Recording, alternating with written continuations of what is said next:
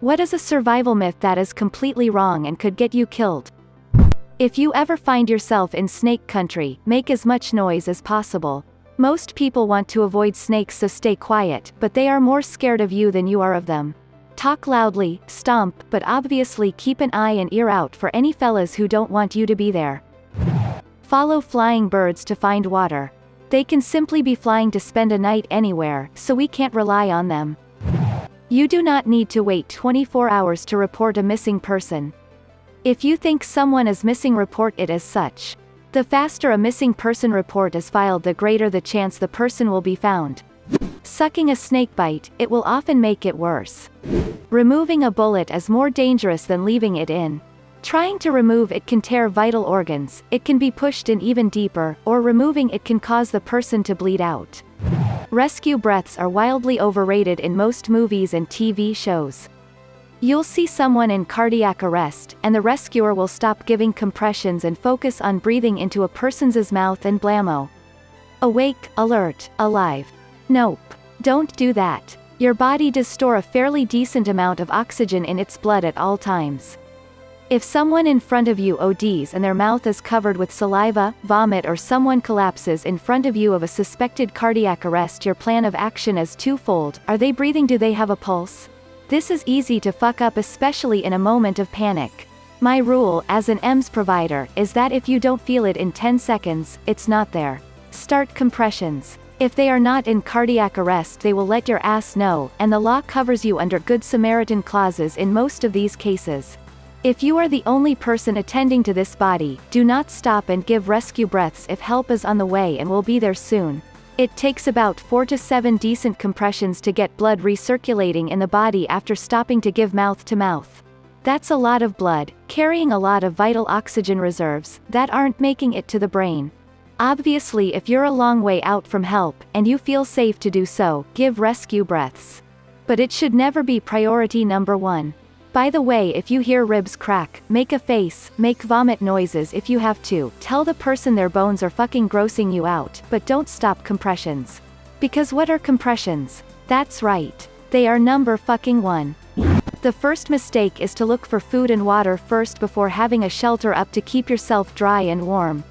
Don't eat snow to stay hydrated if you're in a winter survival situation. Losing the heat to the snow while eating it is more dangerous than dehydration. Heat it up or let it melt in a container first to lose less heat. If you have to forage for food, avoid mushrooms entirely. Odds are so slim you will find an edible kind that you're much better off looking for things like nuts, seeds, and berries. Closest I can think of is brace yourself if you are about to get in an accident. Try to go limp, you're more likely to walk away with minor injuries if you go limp. That's how drunk drivers survive crashes. One I know of is the myth that you can drink water from a cactus. I heard it's false, and you can only drink from a small minority of cacti without having certain health consequences I am not aware of. Herbivorous animals are friendly and peaceful, so you are safe being around them, and their presence will show you where food is. Seriously, everything from cows to deer can and will kill you if you make it angry. It is usually a good idea if you are in the wilds not to get near any large wild animal, but herbivores can often be even more aggressive than the predators. You can hydrate from soda. If that's all you have, drink it. TLDR, if done right, a tourniquet should hurt like a motherfucker and you're going to want to loosen it, but in the words of Egan Spengler, it would be bad. Gradually loosening an applied tourniquet over time is a thing I still see in first aid training videos for some reason. Don't do that. Once a tourniquet is on, remember, and mark the person if you can, what time it was applied, and leave the rest to doctors in a stable environment. Loosening a tourniquet may result in blood loss returning, which requires retightening it. Tightening, loosening repeatedly may cause, on top of additional blood loss, blood to pool up inside the limb, which can cause even more damage. If you get stabbed with anything, don't pull it out, since it could be the thing that preventing you from bleeding out. Instead, immobilize it and go to the hospital where they can stop the bleeding when they remove the object. Don't stand underneath doorways in case of earthquakes. Doors and door frames are just not made the same anymore, so you're more likely to sustain more serious injuries if you do. You're better off staying hidden underneath a desk or table. Drinking alcohol to stay warm. You sweat, your blood will rush to your skin and you will freeze, die much faster.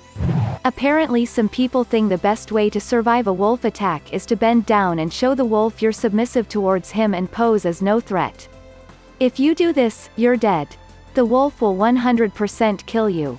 Your best bet is to walk away without turning your backs on them, maintaining eye contact the whole way. If you look away or turn your back, the wolf's killer instinct will kick in and it'll kill you. Don't make a lot of noise and aggressive movements towards a wolf the same way you do to a black bear, because most likely it'll be seen as a challenge, not a threat. Cotton wicks moisture. Cotton is probably the worst material to wear in an outdoor survival situation because it holds moisture and in doing so loses its ability to keep you warm. The YouTube videos on how to unarm an attacker from close range. You'll die before you can yell yeehaw. It won't kill you, but don't pee on a jellyfish sting.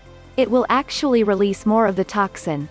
Trying to outrun a tornado is about the worst possible thing you can do in a tornado situation. Take shelter, get underground, go into an interior room, lay in a ditch while covering your head if you have to. Tornadoes are basically like 3-year-olds throwing temper tantrums, except instead of toys it's cars, buses and trains they're throwing around, but also toys too, which they can throw hard enough to literally pass through your body. A vehicle of any kind is about the last place you want to be when a tornado comes through.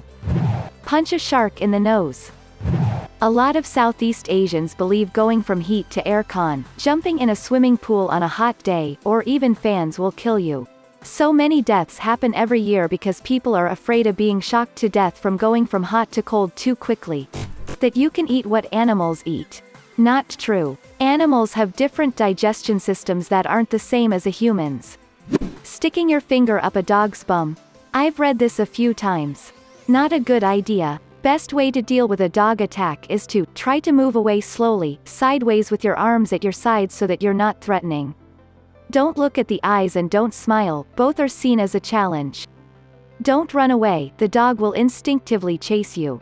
Get up high if you can, dogs can't climb very well. If shit hits the fan, do the opposite of looking unthreatening. Stand tall with your arms in the air and growl or roar. If there's something nearby, throw it at the dog to make it think twice. Wrap clothing around your arm to hand to the dog should it go in for a bite. You're pretty much guaranteed to be bit, so make it in a place that is less important and less likely to bleed out. Don't lose your footing or fall to the ground. You'll be toast. Don't pull away from the dog if it has bitten you, this will cause more damage.